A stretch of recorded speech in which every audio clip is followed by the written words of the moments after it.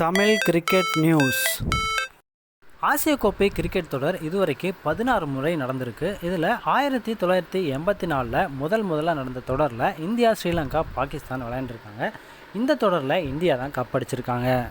அதை தொடர்ந்து 1988, 91, 95, 2010, 2016, 2018, 2023ன்னு 8 முறை இந்திய அணி ஆசிய கோப்பையை ஜெயிச்சிருக்காங்க. இந்தியாவுக்கு அடுத்தபடியாக அதிகபட்சமாக ஸ்ரீலங்கா 6 முறை ஆசிய கோப்பை ஜெயிச்சிருக்காங்க.